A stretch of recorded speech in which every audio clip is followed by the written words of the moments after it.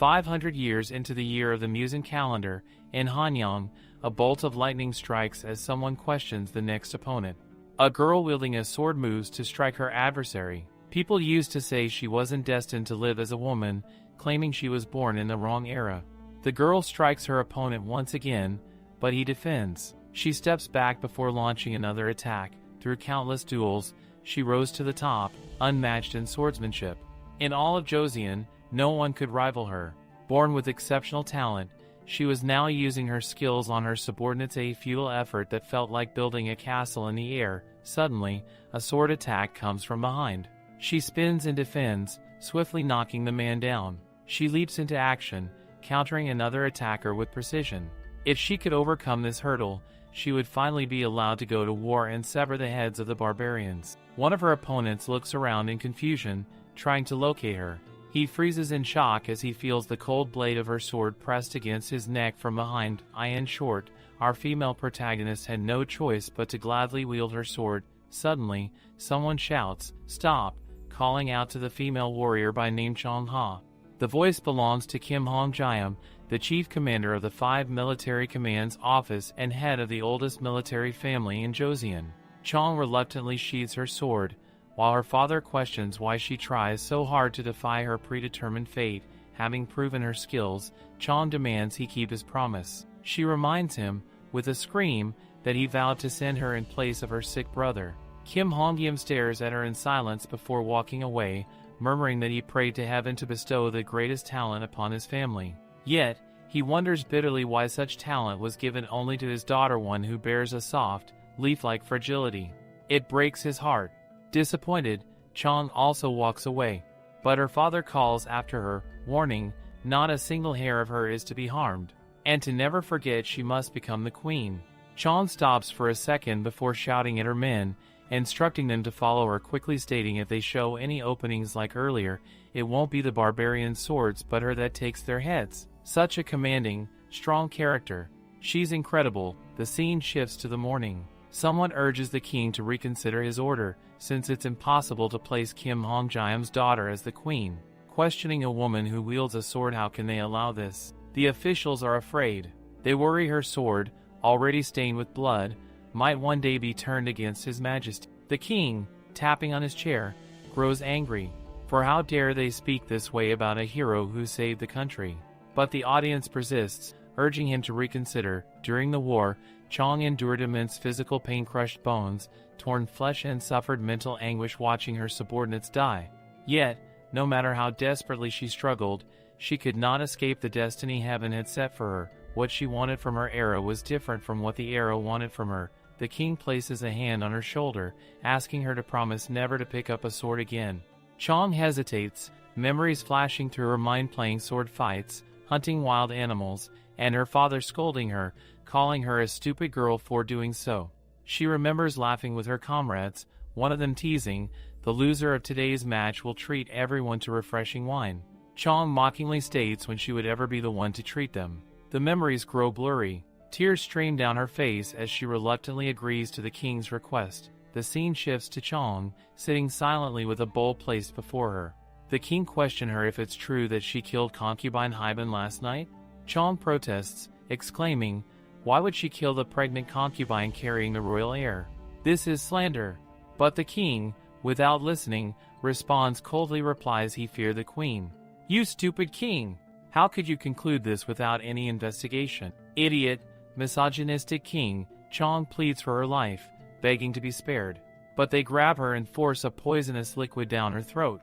Tears rolling down her cheeks, she wonders how it came to this. She sacrificed her life to save the country, only to die such an absurd, unfair death. The audience, on the other hand, thinks it's a relief. They had worried about the lack of an heir and whispered that no matter how much Chong saved the country, who would want to embrace such a masculine queen? Now, they could finally relax. It was all part of their plan. With concubine Diokbin conceiving the royal heir, their era was just beginning. Chong had only wanted to practice martial arts, to live freely, like a bird in the sky.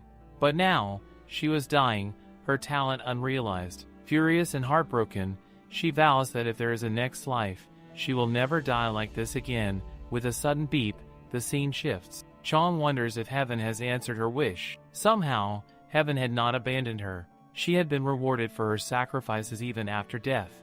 In a dark, underground area, someone remarks, "This video will get a lot of views." Another person agrees, laughing. Especially since Park Da-jin even peed herself. Someone else teases, wondering why she's so quiet. Another mocks, if they are worried Da-jin might actually be dead? Adding, if Yujin's so scared, why don't he go check on her himself? But Yujin, clearly terrified, protests. Suddenly, the door bursts open. Kim Chae-won from Juwon High School states she's here. Juwon, the idol of Juwon High, comments, "It took her 10 minutes to get here." Chae-won turns to Choi Song-ha, the head of Juwon High, asking if they should just eat and leave. Laughing, she calls the situation ridiculous. Song-ha smokes, muttering curses about the brats and how boring they are. Just then, a delivery woman enters, asking if someone ordered jjangmyeon. The three start leaving, making the woman question who will pay. Songda turns, smirking, and tells her they didn't order anything. The delivery woman wonders aloud who did. They advises her to call them, but as she does, shock overtakes her. The voices on the other end talk about Park Da-jin, laughing at her. They call her a bore and mockingly wonder if she can even hear them. They make fun of how her expression is similar to her mom when she's surprised, terrified. The delivery woman rushes to check a red tank in the room. Her hands tremble as she opens it and screams. Inside is a lifeless body. She pulls the girl out, shaking her and pleading for her to wake up. Park Da-jin's eyes twitch slightly. It seems heaven had granted Chong's wish. The butterfly of fate flutters into her body. When Da-jin opens her eyes, she declares, if she knows who she is? AMD, how dare she lay a finger on her? Nothing less than Chong, reborn as a high school student in 2024. Chong had felt death close to the brink many times before. This wasn't her first experience. When her mother died protecting her from assassins, she was left alone. When an enemy's sword narrowly missed her heart, even when those who tried to depose her from her position as queen framed her multiple times. Heaven had given her several opportunities to escape death, but now she wondered if she had used up all those chances. She thought about where things had gone wrong. But anyway, not that it mattered now. On the verge of death, slowly all her senses started to numb. She supposed she was finally dying. Someone was calling her Da-jin and telling her to wake up, but Chong felt she had no strength left and was already too sleepy. The machines beep, and someone comments from the external injuries, it looks like there could have been fractures or organ ruptures, but fortunately, there's nothing.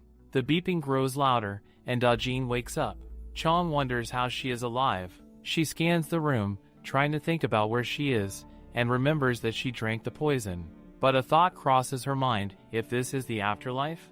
A hospital in the afterlife seems so strange. The nurse beside her sees her awake and goes to call the doctor. Chong wonders who this person is. Yes, love, she is your afterlife catering nurse. Chong grabs the nurse, demanding to know who she is and why she has taken her here. Another thought crosses her mind, why does her voice sound different? She gets up, thinking she needs to go to her palace. Next time I end up in the hospital, I'll say this sounds so paranoid and funny. The nurse calls out to her, asking where she is going. Chong starts running, calling for Lady Kim.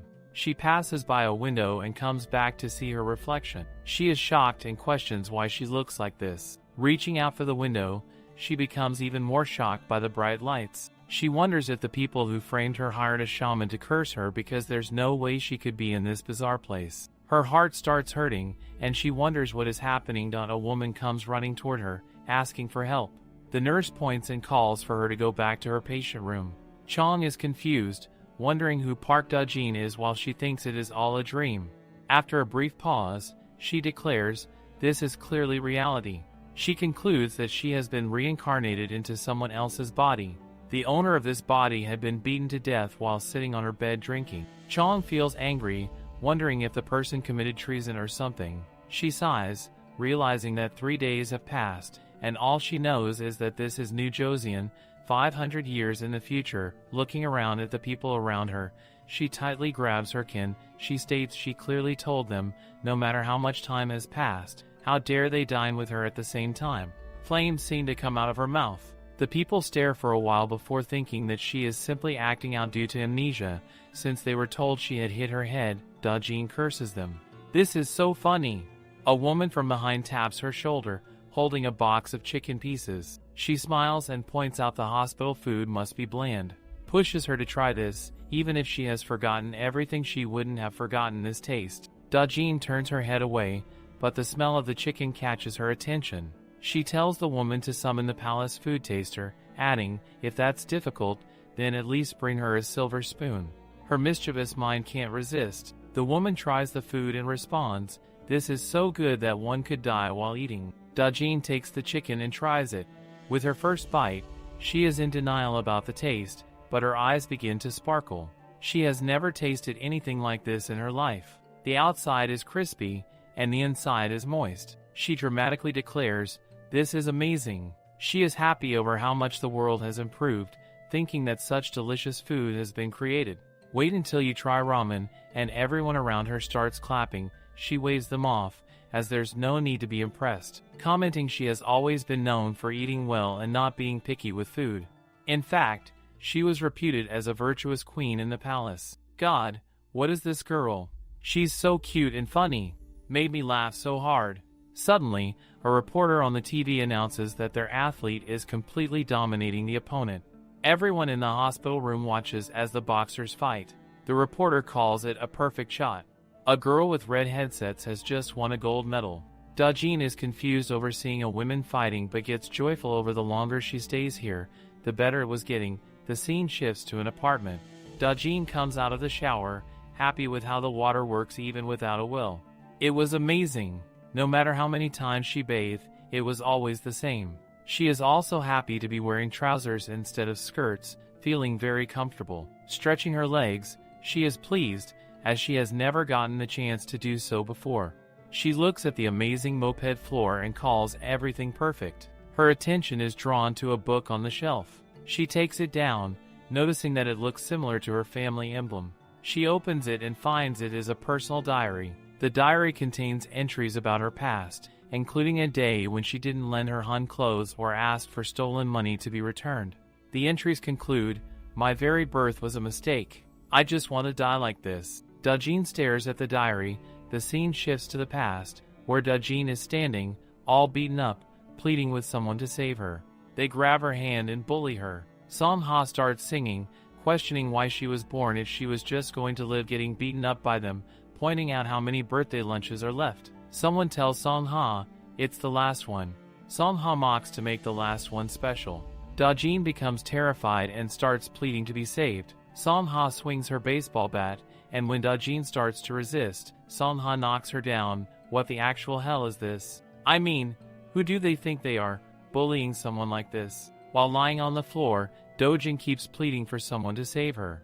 It's early in the morning, and Dojin walks into the school, wondering if this is the place called school. She looks around joyfully, calling it amazing. She points out that it's a great world where women can study too.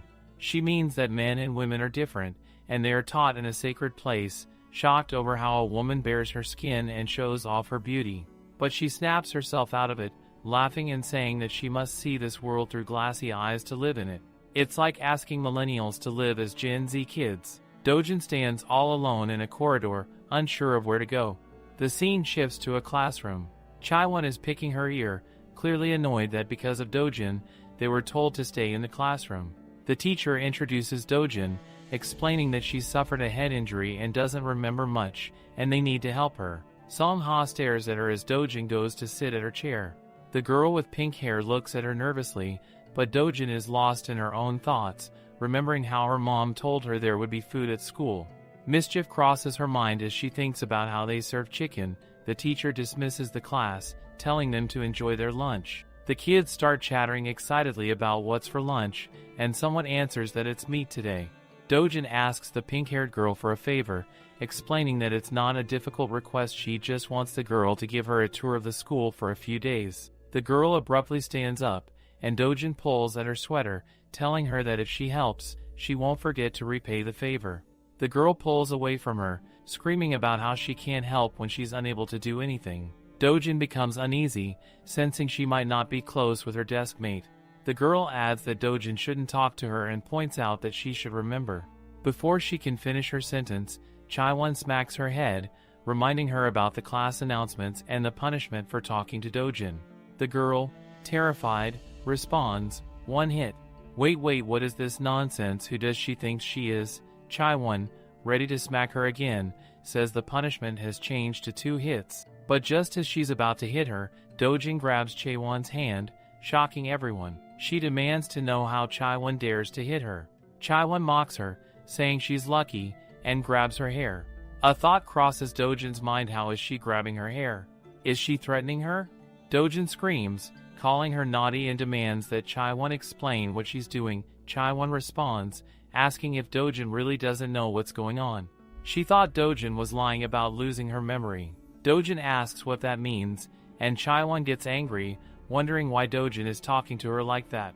She contemplates whether Dojin has lost her mind. She grabs Dojin's hair again, threatening if she really thinks they were fooled by her lying in the hospital for a few days, before pushing her on the ground. Dojin is hurt more than she expected, realizing it's not just her body. Did these kids make Park Dojin's body like this? It's hard to understand because they don't even seem like they have martial arts training. Chaiwon calls Dojin's mom a fool and kicks her in the stomach, taunting that they thought her mom would hear them. She adds that they hid her in plain sight, but her mother found them faster than they thought. They found it fun because her mom's freaked out expression was hilarious. Still on the ground, Dojin asks why they are doing this. Chaiwon, still mocking her, asks what Dojin is saying. She wonders if Dojin's ears are like her mother's. "I want to grab Chaiwon by the hair and knock her out." The girls around Chaiwon laugh, commenting that Dojin will have to change her behavior. Chaiwon grabs a pen from a kid's desk and points it at Dojin's head, threatening her. She asks her if they should come to her Mytha restaurant since they know where her mom works, and questions if they should give her a review tour. Dojin responds calmly, questioning how Chaiwon dares to bully her friends, even though they live in such a great world, and wonders what's behind this behavior. Chaiwon pretends to think for a moment before she tells Dojin that she's a sin just for being born. Looking at her makes Chaiwon want to torture her. This shocks Dojin, as she remembers what she read in the book. Dojin stands up, concluding that Chaiwon was the one who tormented the body. Chaiwon laughs, thinking Dojin came up with something after getting beaten. But then Dojin adds that she might be talking too much today. Chaewon demands Dojin to open her eyes and is about to pinch her, threatening to blind her. Where the hell are the teachers? Dojin grabs Chaewon's hand before she can harm her, and Chaiwon demands to know what she's doing. Chaiwon starts screaming, and Dojin calmly asks her if she knows anything about the marks on her arms, hinting that it might look similar to what happens to slaves who try to run away. Chaiwon nervously confirms, wondering if Dojin has forgotten that she was once the class's exclusive slave. Dojin confidently states that no matter how much time has passed, she still can't stand the pain of the parents who gave birth to her. She grabs Chaewon's hands and says that she wants to live a long life, then forcefully draws a line on her hand. Chaiwon insists that Dojin explain what she's doing, to which Dojin responds since she is going to hit her once today, she will just tell her one thing: to think carefully about how many of these spots are left. There's a terrifying tension in the air as the atmosphere becomes cold and unsettling. Dojin then grabs Chaiwon by her hoodie and throws her on the ground, causing Chaiwon to slip the pen from her hand. Dojin picks up the pen, making Chaiwon terrified. Suddenly, Yujun appears from behind, grabs Dojin, and questions if she's crazy. Dojin dramatically turns, mocking him and asking if he thinks she's weak, that she can't hit a man. This terrifies Yujun, who freezes like a scared cat and steps back. The ones who threaten the weak are the weakest themselves. She spins the pen and points it at Chaewon's head, drawing a line on her face. Reaching her eyes, she threatens, if she ever look at her again, she will take her eyeballs out and feed them to the fish. As she reaches her nose, she threatens, if she ever use this nose to follow a bad sin again, she will make her smell like blood for the rest of your life. Finally, she reaches her lips, warning, if she ever use these lips to harm anyone again, she will make sure to tear them off and hang them by your ears. She tells Chaiwon to remember, to value the body her parents gave her. The environment turns cold and terrifying, with a look of pure fear on Chaewon's face. The next morning, everyone is walking to school. Dojin's mother is taking her there, expressing her wish that Dojin could either transfer to another school or get her GED instead. As they approach the school, Dojin gets off the bike, hands her mother the helmet, and assures her not to worry. Dojin thinks to herself, They're just kids. Kids? I mean, you are practically dealing with devils. Back in the previous scene where Dojin confronts Chaewon, Dojin threatens her, stating it's worse than Chaewon thinks. She warns her that unless she has 2 lives to live, it would be better to beware of her behavior in the future.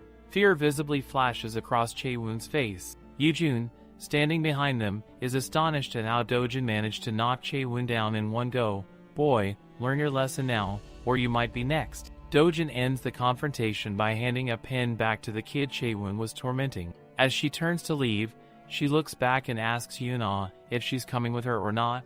Yoona, confused and hesitant, stands frozen. As they both exit the classroom, Songha watches them leave, her gaze intense. Meanwhile, the students in the class film Chaewon, mocking her and laughing at her expense. Outside, Dojin stretches, thinking to herself how long it's been since she warmed up like that. She then advises Yoona, if something like this happens again, not to get scared. It's advantageous to suppress the opponent from the start. Tells her to strike their philtrum or uvula to throw them off. She looks back to see if Yoona understands, but to her surprise, Yoona suddenly begins shouting at her. Because of Dojin she's screwed now, pointing they're definitely going to retaliate. Yoona cries, visibly upset, questions what on earth was she thinking? Do you really want to get hit until you graduate high school? Dojin is taken aback, confused by Yoona's reaction. Yoona continues, tears streaming down her face. She points if she is doing all this because she pretend not to know that she was being bullied, but questions her if she really thinks she was comfortable with the way things were. She did so as I had no choice. This leaves Dojin puzzled. Yoona continues, kids like them can't do anything about it. As she speaks, a boy accidentally kicks a ball toward her. Yoona screams in fear, clearly startled. Dojin notices the ball and intercepts it. While Yoona is still crying, Dojin throws the ball far into the sky, telling the boys not to scare Yoona and to play more carefully. Turning to Yoona, Dojin asks if she's okay. Yoona stares at her for a moment, startled, before she replies she is leaving. Dojin watches her go, thinking to herself, she will have to teach her martial arts. She's too sweet, I like her. The scene shifts to Chaewon, fuming with anger in the classroom. She starts cursing and throwing things around. Yoo-jun tries to calm her down, but even he is shocked at her outburst. Chaewon turns to him, the marker stains still on her face from the earlier confrontation. Yoo-jun, noticing this, bursts out laughing, mocks her if she forget her foundation at home. Chaewon, annoyed, explains through gritted teeth that she came straight her and didn't have the chance to fix her face. The stain drives her even more insane as she grins her teeth in frustration. Songha in the room tells them to be quiet. Chaewon immediately turns to her, demanding to know what their next plan is, since Songha is the one who assigned Dojin as their class slave in the first place. Songha remains unfazed and tells her to shut up. Infuriated, Chaewon grabs Songha by the shirt, demanding to know what she means by shut up. Wanting to know how would she feel if she got beaten in front of the whole class. Songha slaps her across the face since she kept telling her to stop. She icily replies if she was her, she would have dropped out of school from the embarrassment, mocking her luck, commenting she's still having plenty of time to fight back. Yoo-jun steps between them, trying to de-escalate the tension, telling Songha how Dojin was acting really strange today. Songha, lighting a cigarette, smirks, responds, even an earthworm squirms when you step on it, casually adding, when an earthworm wiggles you step on it harder. She drops her finished cigarette to the ground and crushes it under her foot. As she leaves, she tells Chaewon to go home and fix her face, assuring she will inform the homeroom teacher, pointing out how embarrassing it is. Yoo-jun winks at Chaewon and leaves too. Left alone, Chaewon trembles with rage. She grabs her phone, calls someone, and coldly asks for a favor. The mood shifts into an ominous, chilling atmosphere. Looks like the little girl didn't learn her lesson. At lunchtime, Dojin is excited to eat rice. As she moves through the line, the cafeteria lady gives her a dish called hooksy. Confused, Dojin asks if there isn't any chicken leg available since she prefers it with some chili powder. The cafeteria lady informs her that chicken legs will be available next week and advises her to check the meal plan. Dojin is baffled and in denial since she was craving chicken legs, her favorite. As she eats her food peacefully, some students in the canteen notice her and start whispering. One of them wonders if she is the girl Chaewon was talking about. Another girl comments, she's the one whom Suji hit hard because of the wrong bread. They laugh mockingly as Dojin, on the other hand, is distracted, debating whether the Pokemon sticker on her food is edible, just as she stands up, announcing that she needs to meet Colonel Suksu and bring the canteen under control. Someone throws food at her. Dojin freezes and turns around, her face blank with confusion. The students in the canteen start murmuring. A girl steps forward. Her name is Yang Suji. She is from the Red Bison group at Juwon High. With a smirk, she calls Dojin Joseon Dynasty, and she sneers at Dojin, asking if she like her food that much. Despite the tension in the room, Dojin simply stares at her, her dark side slowly emerging. I'm sorry, but the nickname Joseon Dynasty is hilarious. Dojin tilts her face, asking who the people in front of her are. The girl with golden hair mocks her, questioning if the person they saw in the video is real. Another girl chimes in, calling the situation crazy, especially for someone from the Joseon era. Suji sarcastically calls Dojin the noble from the Joseon era and asks how she is enjoying the food. Dojin wonders who these girls are and how long it has been since her last exorcism. She begins contemplating what the real owner of this body must have done to lead such a life. When Dojin doesn't respond, Suji slams her hand on the table and repeats the question, demanding to know if she likes the food. Dojin thinks to herself how she could possibly like it when she hasn't even taken a bite. On top of that, she hasn't eaten anything since the morning light meal and even skipped the midday meal. This is her first meal of the day. Suji, sensing her irritation, mockingly says that nobles from the Joseon era wouldn't know this, but food needs something extra to make it tasty. To emphasize her point, Suji spits on Dojin's food, smirking as she claims it will now be salty. She then asks if Dojin is crating it yet. Over shock, Dojin remains unfazed. Suji starts to panic, looking around and realizing that lunchtime ends at 10 o'clock. If she wants more food, she only has 20 minutes left. Frustrated, she mutters about the school's schedule and curses her predicament, knowing that another exorcism would mean starving for 4 more hours. Annoyed by Dojin's stoic demeanor, Suji grits her teeth and demands to know if Dojin even understands what is happening. Dojin, however, is still deep in thought, calculating which action would be faster. Suji raises her hand in anger, only for Dojin to easily block the attack. This infuriates Suji further, and she swings her fist at Dojin. But Dojin stops the punch effortlessly, leaving Suji stunned at her strength. Dojin, with a calm yet critical tone, remarks that this is why her body feels so weak. She then casually notes that there is a corrupt official present too. Suji, still seething with rage, asks Dojin what she means, but Dojin brushes her off, saying she doesn't have much time and that thanks to Suji, she has already lost 3 minutes. She adds that Suji should consider this her lucky day and turns to leave. Suji, unwilling to back down, grabs her arm and declares that they won't know who's lucky until the end. Dojin remains unfazed and tells Suji that this life doesn't give her much time to think. She yanks her arm free and advises Suji to let go of her strength before it tears her apart. Suji, confused by the warning, doesn't get a chance to process it before Dojin twists her arm behind her back. One of Suji's friends calls Dojin crazy, clearly worried for Suji. Suji starts screaming, demanding to know what Dojin thinks she's doing and ordering her to let go. Dojin calmly examines her, noting that although she looks like flesh, her body is all muscle, solid muscle hardened to the bone. She concludes that Suji has a strong build. Suji, furious, breaks free and punches Dojin in the stomach, asking if she wants to die. Dojin, still calm, concludes that Suji is not someone who grew up in a chicken coop. Suji shouts at her, demanding to know if she's out of her mind. Dojin, now leaning against the wall after the hit, puts it in simple terms: Suji is a wild beast raised in the wild.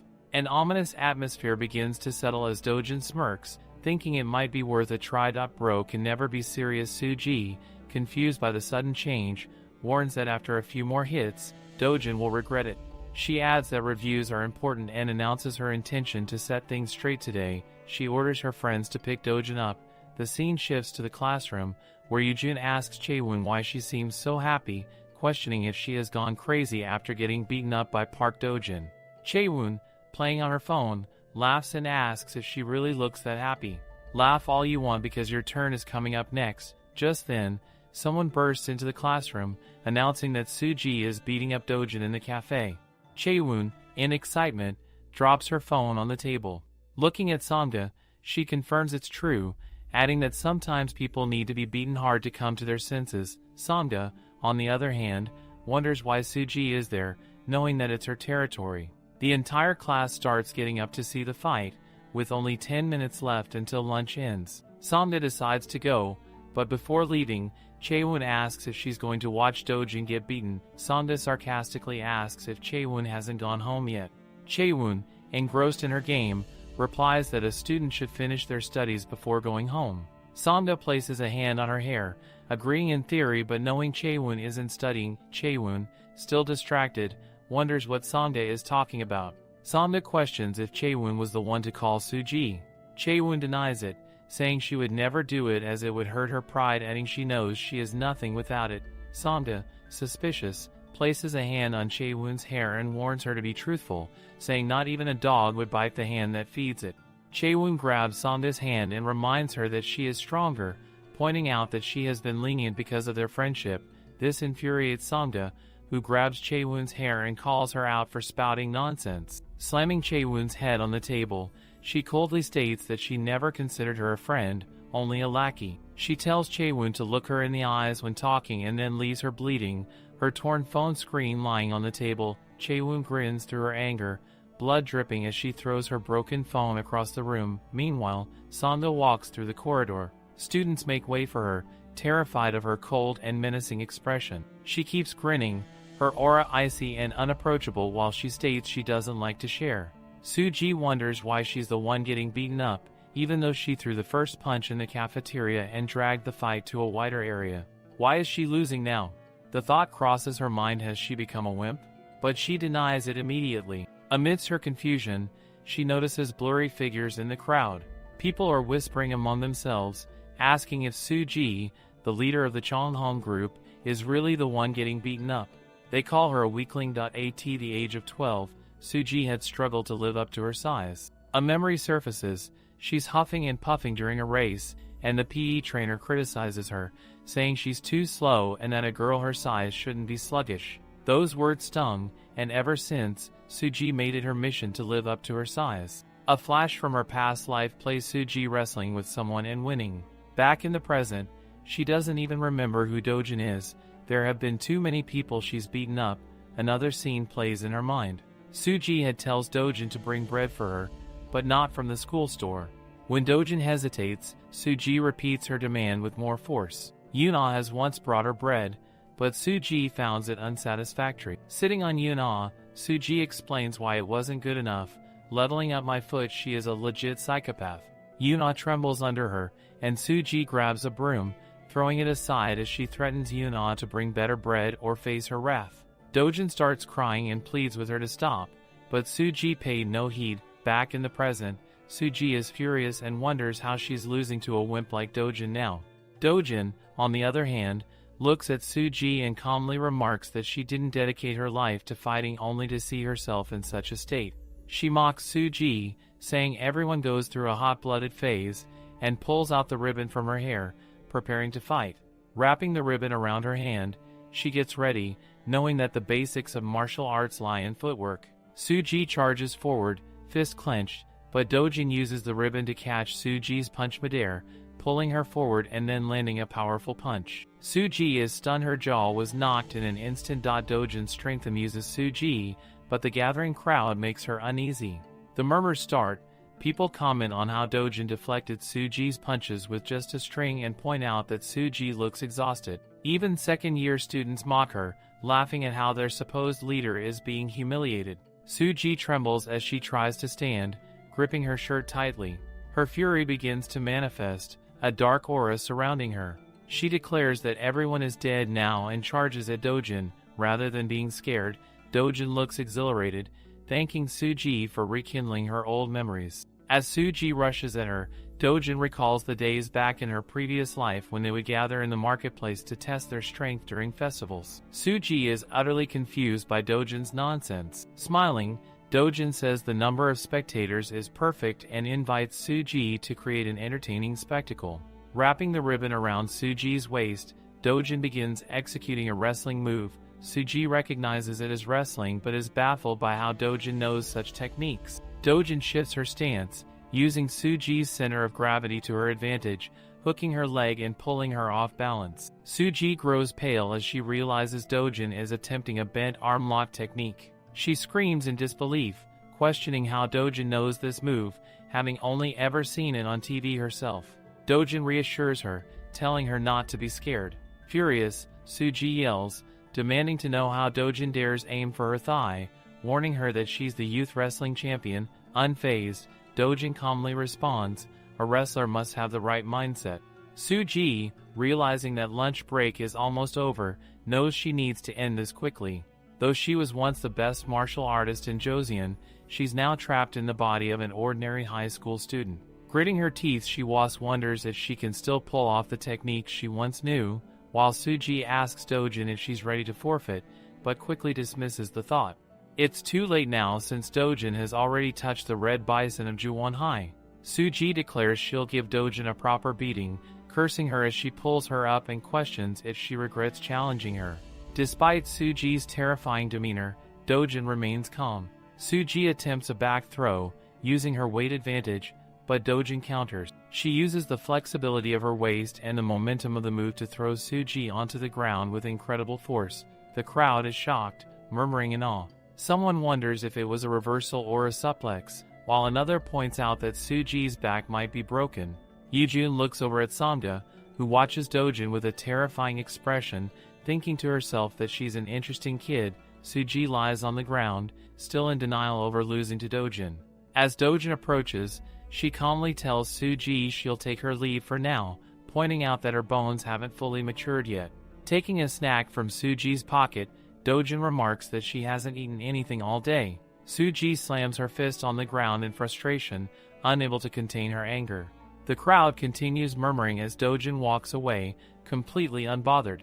Yujun is still unable to believe that Dojin beat up Suji, let alone in a wrestling match. Everyone is going crazy over the move she pulled. Even the upper-class students are texting Yujun, asking who she is, pointing out that they need to show her what they're made of. While sighing over how she has become a completely different person, Yujun tells Samda to look at something, but she snaps at him to get it out of her face. This catches Yujun by surprise. As Samda walks away, Yujun wonders what her fans might be thinking, adding that things are already about to get bloody. Someone texts Yujun, asking who Dojin is. Yujun responds that she's in his class, but the person replies, saying they'd never heard of her in either Muji or Chonghong. This makes Yujun bawl his eyes out, exclaiming internally, how could they know her when she's just a total loser? He reflects on their school, realizing it may look like an ordinary general high school on the surface, but in reality, it is far more brutal than any other.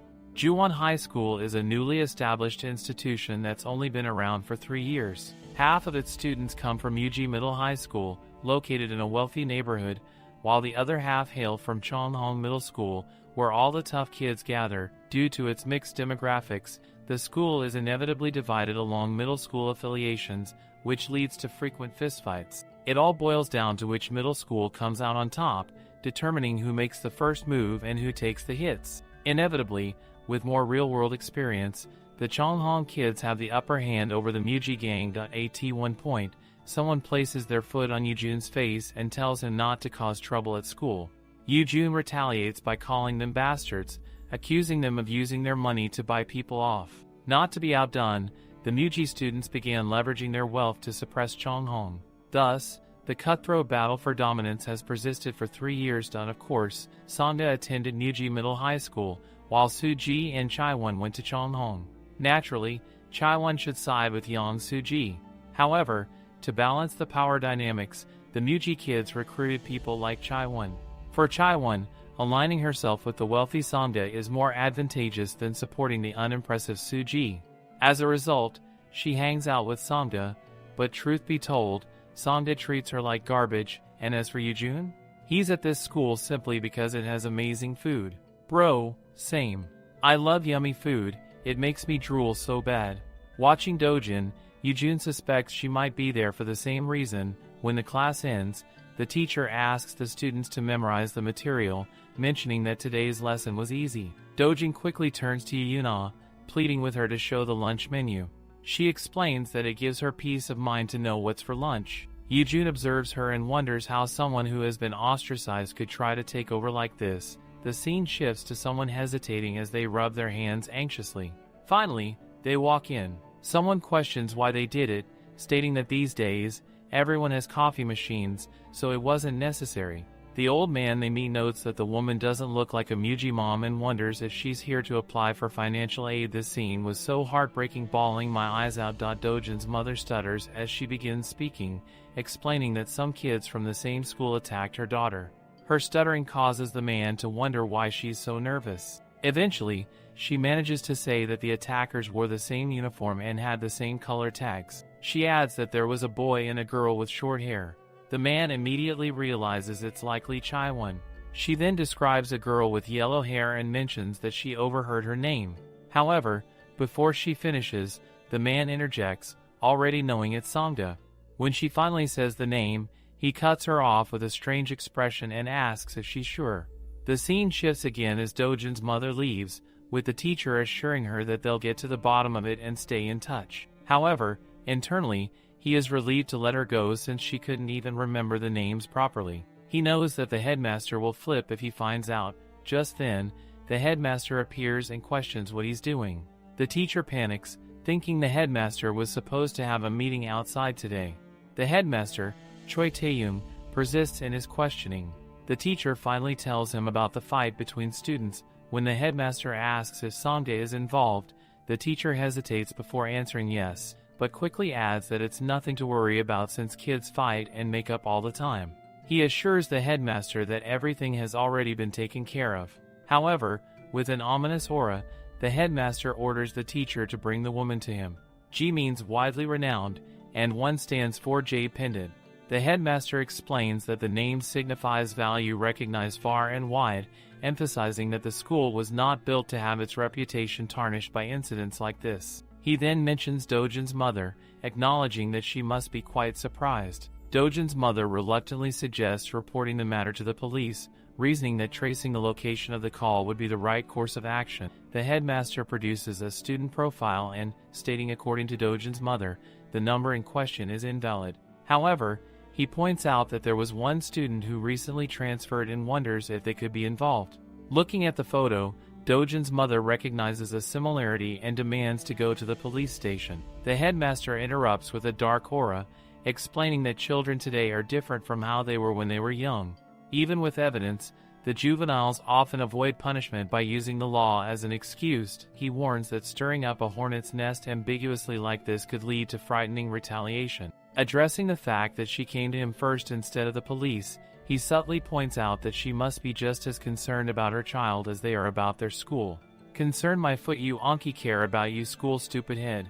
The headmaster advises that, since the student is attending school voluntarily for now, it's best to observe the situation carefully. He expresses regret about her daughter's amnesia, then assures her that she's welcome to visit the school anytime she wishes. After all, as a parent himself, he understands her worries. This leaves Dojin's mother feeling deeply uneasy. At that moment, Dojin comes walking out of the school.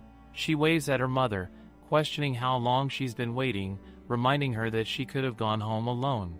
Her mother scrunches up her face with worry, asking if she had a good meal or if anyone bothered her since her hair is all messy. Dojin reassures her, saying it's nothing like that. Why would anyone bully her? She adds that she ate well, but her stomach growls, making her embarrassed. On the way home with her mom, Dojin reflects on how she didn't make any friends or eat properly, but it's okay because she has someone who cares for her. She looks at her mother, who is smiling. Breaking the silence, she demands chicken for dinner, announcing that her mom should prepare it for her. At dinner, Dojin notices the food and offers to catch chicken for her mother. Her mother explains that it's not fried chicken. Dojin turns angry, exclaiming that she wanted fried chicken. Her mother tries to reason with her, saying that she just got discharged from the hospital, so nutrition is important. She mentions that Dojin used to love ginseng chicken soup, so she made it in hopes of triggering her memory. Dojin, clearly annoyed, pushes her plate away and complains about having had enough of this soup in the past. She sulks, disappointed after waiting all day for fried chicken. Her mother, apologetic, expresses regret for not being able to protect her or even give her the food she likes. Tears well up in her eyes as she berates herself for failing as a mother. This sight panics Dojin, who quickly reassures her mother, asking why she's crying. She starts eating the food, saying that she really liked it back then. Her mother watches her with a warm smile. The scene shifts to a gaming cafe where Chaewon is playing a game. Her phone starts ringing loudly, and her friend nudges her to answer. Chaewon grits her teeth, clearly unwilling to pick up. Her friend insists since it's her brother calling. Chaewon, annoyed, remarks that it's a bother. Meanwhile, we see a group of people frustrated that Chaewon isn't answering her phone. Someone mentions whether Chaewon and Sangda are in the same group. Suji, irritated, the girls besides Suji make her recall how Chaewon is notorious for her nickname, the Snake. Frustrated over being ghosted after helping Chaewon, Suji declares that she'll kill her. At night, Dojin tosses and turns in bed, finding it cozy but feeling regretful about throwing a tantrum over food. She reflects on how there are people out there starving because they have nothing to eat and hopes the food shortages have improved now that it's harvest season. Suddenly, she remembers Suji and wonders if her back is okay. She also hopes the lesson she taught Chaewon has had some effect, calling them all idiots since they're just kids. The next morning, everyone complains about having PE as their first class. Having a physical lecture early in the day is a struggle when you comes abandoning your cozy bed. Meanwhile, Dojin opens her locker, only to find her uniform ruined. Dojin looks at her cupboard, unsure what to do. Meanwhile, the students are getting ready for class. Yuna feels confident that Dojin will not come out today either, resting assured since it is better if she does not. Dojin has been relentlessly bullied, all because she did not lend her uniform. A past memory flickers to life, showing Chaewon angrily confronting Dojin. Chaewon, annoyed that her friend wanted to skip class for the first time in a while, raises her hand and slaps Dojin hard. She accuses her of rebellion and mocks her, questioning her loyalty. Chaewon tells Dojin that they are now attending PE class together and orders her to fall in line. Yuna recalls how Dojin bled profusely that day. Yuna also knows that Dojin managed to knock down Suji yesterday, but she believes nothing will change. The teacher asks if everyone is present and announces that Class 3 will play dodgeball today. This declaration makes Yuna freeze in fear. The teacher instructs them to start right away, but a voice interrupts. Dojin steps forward in her gym clothes, demanding them to stop. She apologizes for being late and pats the teacher's back, explaining that she could not find a place to change and had to maintain her composure.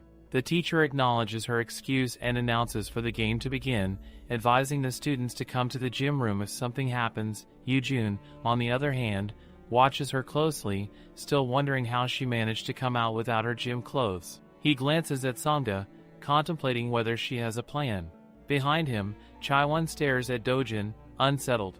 She knows the Dojin she sees today is not the same girl who always got beaten up in front of everyone. Yesterday, Dojin's words were sharp and unfamiliar. Chaewon remembers trying to convince Sangda that Suji acted alone. She had told Sangda that they were the ones in charge of Dojin, and if anyone needed to suffer, it should have been her.